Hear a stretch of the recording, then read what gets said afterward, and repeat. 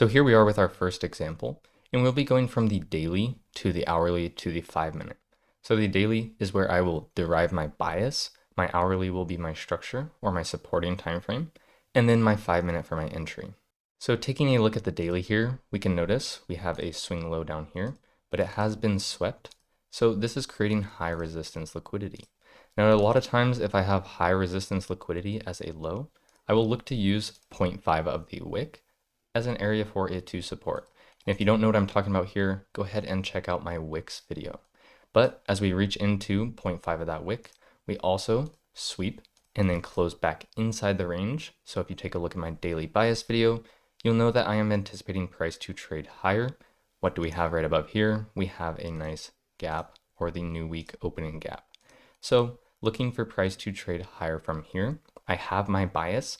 Now I can go down to the hourly time frame. So down here on the hourly time frame, we will be using my indicator to visualize the daily chart.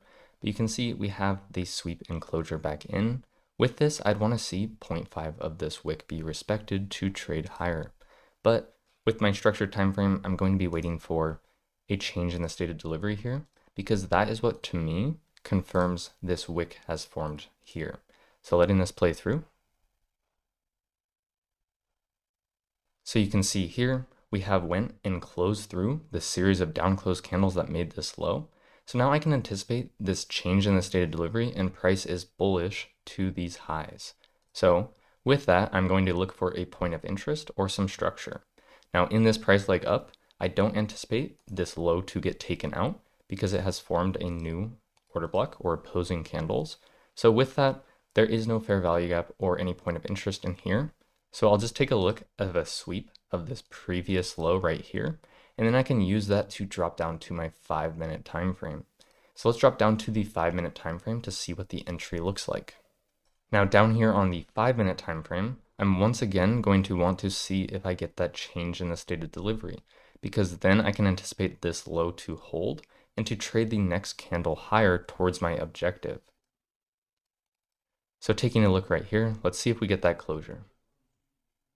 We do get that closure there, and so then this is a possible entry with my stop on the low, because I can anticipate this low to hold as we trade towards the high, because I'm aligning my daily bias with my hourly structure, my hourly point of interest, and then my 5-minute I'm looking for an entry. So I could either look to take an entry right here on either a retest or the close at the market price, look for 2R, and that is the first possible entry. Now, I prefer continuation entries, so what does that look like? Let's see if we form a new order block. So here you can see we retch back into a point of interest, which would be a sweep of a low.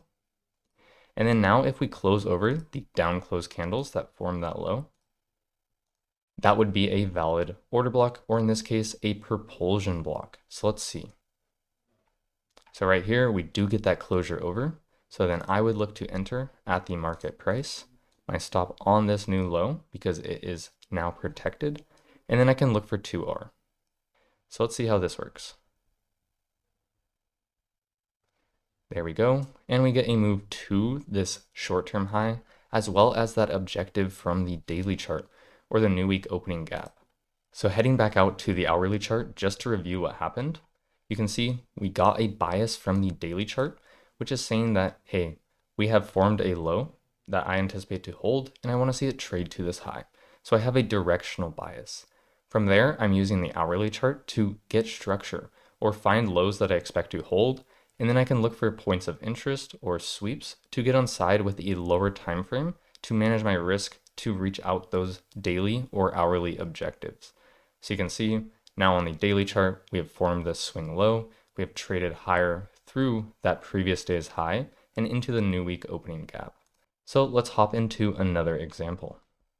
In this next example, we're going to take a look at silver, and let's analyze the weekly, 4-hour, and 15-minute time frames. So you can see here on the weekly, we've taken out a previous high to the left. We have closed back into the range, and then we've had a continuation lower. And what do we get on this candle closure? A change in the state of delivery, right? Because we are closing through the up close candles. In this case, it is one that made the high, right? So now I can anticipate this to continue lower. What do we have right here? We have some failure swings on the lows, right? So looking for price to trade to this fair value gap here with this current weekly candle. So now that I have a directional bias, I'll go ahead and drop down to the 4-hour time frame to look at the structure and see inside these higher time frame candles. So here we are on the 4-hour time frame, and if I'm anticipating price to have a bearish week, what I am focused on is letting the wick form in the higher time frame candle. Because if we're going to have an expansion candle, it will have small wicks and a larger body.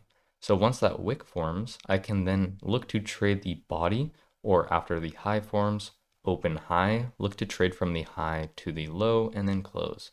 So similarly, in this last week, when we trade higher and form the higher time frame wick, then I can look to trade the expansion lower. So with that logic, that is what I'm going to try to do here in the 4-hour time frame.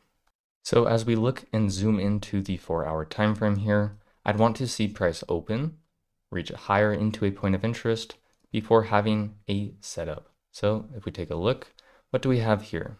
We have price reaching higher, sweeping out a high, as well as reaching into an opposing candle right here. So 2 points of interest overlapping there. We have a closure back inside the range. So you can see, if you reference my daily bias video, we have closed back inside the previous bar. So I could anticipate price to trade lower here. Now you can see we also have these equal lows down here, as well as a previous low, which is marked out by my indicator. So all these lows right here, which would be my target. So I'm gonna go ahead and mark those out there.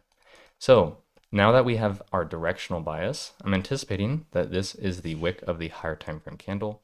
I want to drop down to another lower time frame for entry, which would be the 15-minute time frame. So down here on the 15-minute time frame, I'd want to see when we get that change in the state of delivery, or the closure through the series of up close candles into that important level, into that high. So as we let this continue, let's see what happens. We get a new candle, and we get that closure there. So the same thing here, has this wick formed on the higher time frame. Well, we have retraced higher into the point of interest, right, into this fair value gap, and then we closed through these series of up close candles here. So now we have the change in the state of delivery and an order block. So with this, I could look to get on side.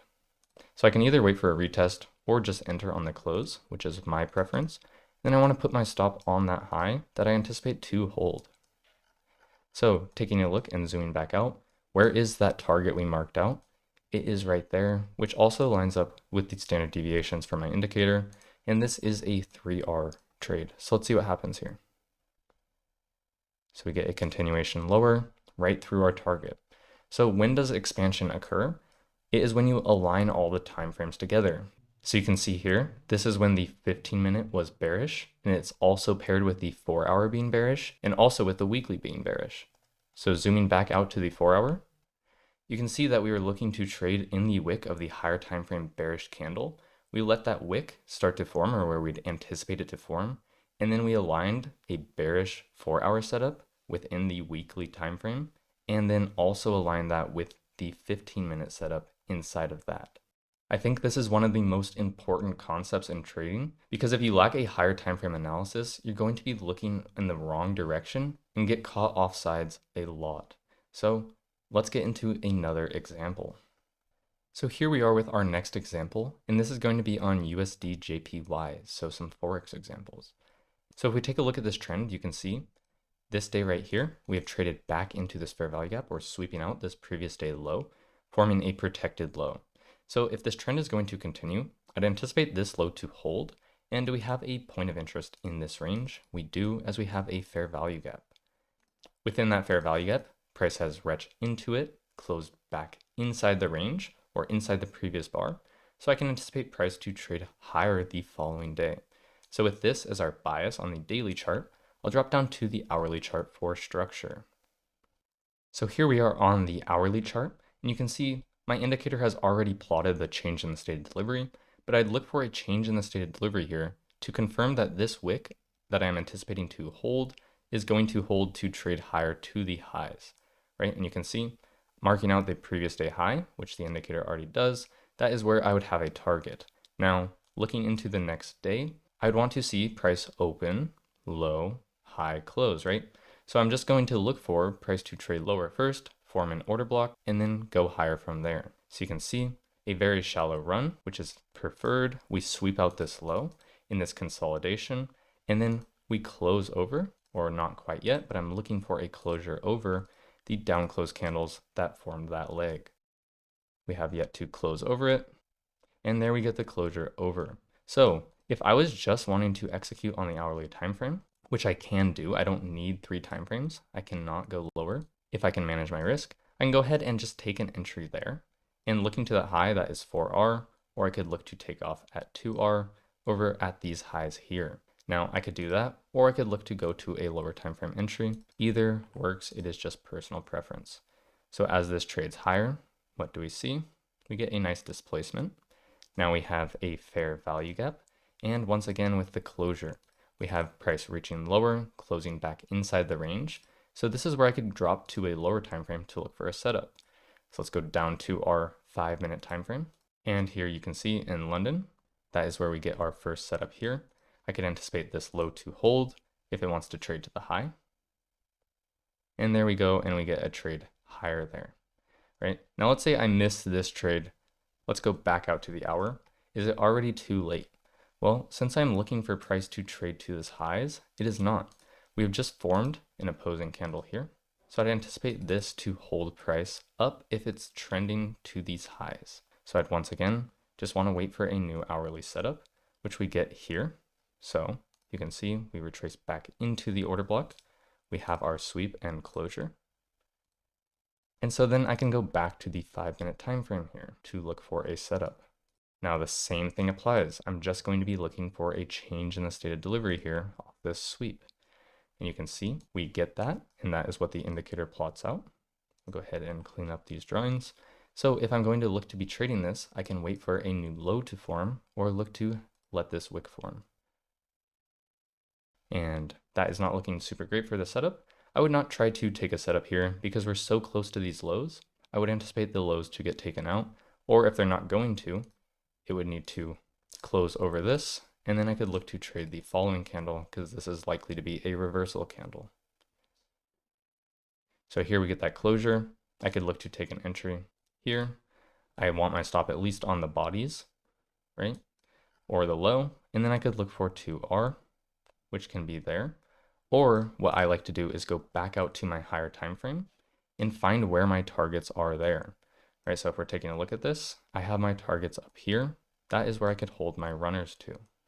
Now going back to the 5-minute time frame, let's see how this works out. There we get the candle for continuation, which would be another entry. And there we go and take out the highs. So once again, all I'm trying to do here is go from my daily, my hourly, and my 5-minute, or my bias, structure, and entry time frame, and align those all together. Once those are all aligned together, that is when expansion occurs. So you can see here, this is when they got all aligned together after the closure through these down close candles, and we get an expansion. And then once again here, once we close through these down close candles, that is when we get the expansion as well. So it's all about aligning all your time frames together. And if you don't know what I mean there, please check out my time frame alignment video. So let's get into one more example. So here we are with our last example, and you can see we are on gold, and this is forming bullish structure, right? We have had higher highs, higher lows, and we get an expansion higher. When we get expansion into a fair value gap here, continuous expansion, I'm looking for a new phase of price delivery, which will either be a consolidation, a retracement, or a reversal. And I use the daily candles to tell me what is happening. So I'll need more information, so I let a daily candle pass. Currently with this, it is looking like either a retracement or a reversal, right? It's not consolidating. It is forming a nice bearish closure. So I'm anticipating this next day to go lower. And if we close lower, it's going to be a reversal to trade to these lows. If we close back inside the range, I'm viewing it as a retracement to trade higher. So we let the next candle close. And with that closure, I'm anticipating this to be a retracement, right? So with that, where am I looking to trade it? To these highs. So with my daily bias, I have a directional bias looking higher. I can drop to the hourly time frame for my structure. And for the ease of things, I'm going to use my indicator once again, but you can see we have marked out that sweep. We have our change in the state of delivery, so I'm anticipating this wick to hold. And then I'd want to see an open, low, high close. Now in this leg, where would I anticipate price not to trade to? Well, I've formed a new propulsion block here. So I wouldn't anticipate price to go below there, and I don't want to see a close below the mean threshold of it. So within this range, do I have anything? There's not much here, so I can use this opposing candle or just wait for a low to form. So right here, we're trading lower, and I just want to see when I can anticipate this wick to have formed. And you can see right here, we retest that opposing candle. We're back into the discount of this range. We get a nice strong closure here. Once again, if I just wanted to take an entry here, I could go ahead and enter this and put my stop on the low and target 2R or my standard deviation projections or the highs up here. Or I can drop down to the lower time frame. We'll go ahead and drop down to the lower time frame just to show what I mean with aligning the time frames and the top-down analysis, but I find that this works very well. So let's go down to the 5-minute time frame. We are in our hourly setup, and now we are in our 5-minute setup. And once again, what am I looking for? I'm looking for the closure through these down close candles here into the point of interest. And so we let this play out. What do we have? Well, we have that. So now I can anticipate this low to hold, but I can also refine that down because I have a new order block here as it retch into a fair value gap. So right there. So I could go ahead and look to take an entry here, put my stop on the low, and you can see I have right about to 2R on these highs to the left. Or if I want to hold to my higher time frame targets, I would go back out to the hourly. And out here on the hourly, where would my targets be? Either my standard deviations or those previous highs, right? And that's where you can get some pretty insane risk to reward with some runners. But for the sake of things, we'll look to the highs right here for 2R, and then we can see how the runners worked out. So let's go back to the 5-minute time frame. And here we are back on the 5-minute time frame. Let's see what happens. So speeding through this takes a minute, but it goes and runs through the TP or that short-term high. Now if we go back to the hourly, see what I mean with taking targets from higher time frame objectives and using the lower time frames to enter into it to increase your risk to reward. I can look for my projections from the hourly or looking to trade to these highs, right? So as we let this continue to play out, let's see what happens. Get that expansion there to our standard deviation projections. Then we go and take all these highs up here. So that is how you use top-down analysis. I hope you found this video helpful. If you did, please consider liking and subscribing. And if you have any video requests, please leave them in the comments section below. I hope you have a great rest of your day, and I'll see you guys next time.